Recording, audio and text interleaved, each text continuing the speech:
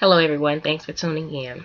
I am here to share something with all the ladies, all the young girls. I'm not sure how many young girls are going to be on here, but basically, I want to talk about you know loving yourself, loving yourself. You know, um, loving yourself to the point to where you're not looking for who you are in your man or in a man, somebody else's man, but you're borrowing him. But you actually can look deep inside, and you can look in the word, and you can see, the love that was given to you, the love that was given to you, how God so loved you that he gave his only begotten son, Jesus, that with him you should have everlasting life. Now, I am currently in school as a ministry, taking up a ministry degree. So for all the people that's on here, you know, just looking at this Facebook page just to see what's on my page, may God be with you. Okay? So my thing here is not to be in a place of fear, not to be in a place of just being shut up, because that's not what God called me to do, to shut up. Sometimes we do that to, avoid conflict and confrontation. But guess what? I'm ready in Jesus' name. So I have been in a place of where I looked to, my friendships to define me.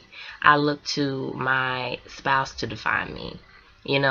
I've looked in, where I grew up to define me. I grew up in the projects. I mean, not the typical ones, but pretty nice. But however, those same people that you grew up with sometimes believe that, hey, you came back and you changed. No, no, no, no. It's called, we grow. We grow spiritually. We grow, emotionally. We grow. We go through different experiences in life. My God. And I'm not the type of person to spill everything about myself to someone, because that's just not me. That's just not me. But at the same time, I don't have anything to hide. So, but I have lived in a place, all of my life, I just thought to myself, like, oh my goodness, when I graduate from high school, I'm going to leave this small town and I'm never ever coming back. And God saw fit that I came back. I came back. I was in a relationship with a guy, and a lot of times we think, hey, we have kids by this certain person. Hey, we need to go ahead and marry. We need to do it the right way, especially when you're trying to live right for God. I was on fire for God then, really. And you want to have sex and all these things, but you want it to be official. You want God to be proud of you. So, hey, let's walk down this aisle and get married. You're fearful. You don't know how it's going to be to provide for yourself financially, what it's going to be like to live on your own. You're not used to any of these things. If you've shacked up for so many years, it's like, okay, I don't know what to do but to get married. I'm not even sure if I'm really in love. And I know, you go into this thing, and then once you say I do, I have prayed. I've sent up prayers to the heaven above that God open up my heart to be in love with someone. Help me to really be in love with someone. But then when I look back, sometimes, you don't even love yourself. You don't even have self-worth in you. You don't even have worth in yourself. You don't even know who God called you to be. And that other spouse is probably the exact same way. We're running from one relationship to another. You get in a marriage, you get a divorce. You get in a relationship, you go get in another relationship. You're looking for love. You're looking for someone to make you laugh. You're looking for somebody that smells good, that dresses nice. You're looking for somebody to compliment you and support you. You're looking for all these things that should only be found just by knowing God. Just by knowing who he called you to be. And my journey is still there. The love and worth of who I am in God, I'm still learning. Because for so long, especially to grow up in a place of, I'm not having no pity party right here. But to grow up in a place to where you're in a single parent household and you don't have dad around, you look for dad in all the relationships that you have. And then that song that says, I'm not a singer, but here it is. I searched all over. I couldn't find nobody. I looked high and low. Still couldn't find nobody. Nobody greater. You can't find nobody. You can't find nobody to fill you up emotionally, spiritually. You can't find nobody to physically be there for you or to defend you and stand up for you. You know, a lot of times, you know, in that significant other, you know, you want them to be a certain way. You have certain qualities I want. Hey, I want somebody to make me laugh. I want somebody that's fun. I want somebody that's a businessman. I want somebody to stand up for me when, you know, their family trying to push me out the way. You know, I want somebody that's there for me, you know. I want somebody that can come to me and tell me everything, no matter how bad it's going to hurt me emotionally or physically or whatever, but to love me enough to give me an option, to love me enough to say, hey, I'm struggling with this, because God know you're not perfect. I know you're not perfect. He knows I'm not perfect. He know everything before I even speak it. He know everything before I even do it. You know, but you know, you fall down and then you get back up.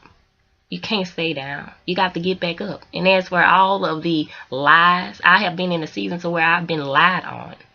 I have left a church, you know, and all because of a testimony that I gave that the Holy Spirit indeed told me to give. And it was basically on Joseph. You know, he was a man that had dreams, many dreams. And God gave him this vision, and he shared it with his brothers. And when he shared it, they were envious and they were jealous, and they tried to get rid of him. But in the end, through all the prison and all the stuff that he went through, he came out as king.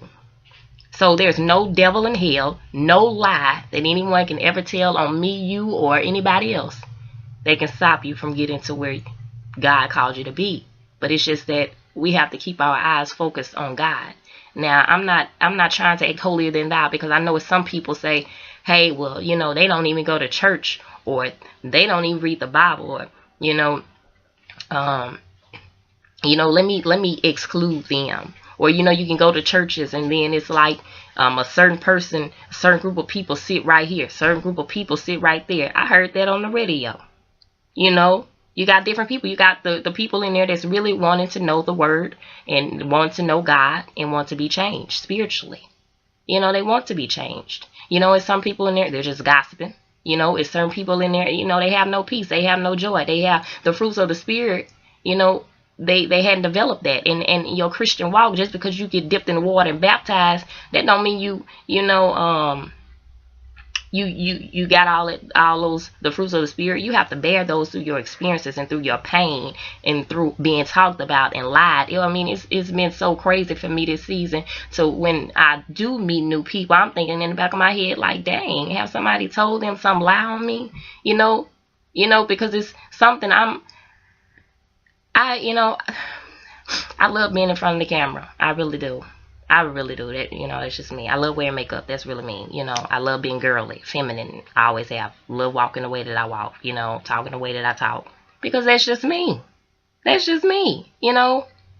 And, you know, it's something, you know, when you hate going to church and you start hating, like, man, church people. Wow.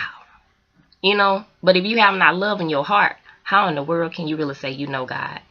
But I'm just being real. This is real. Like, the place that I grew up in, I have hated it so much to where it's like, ugh, you know, God, just get me out of this place.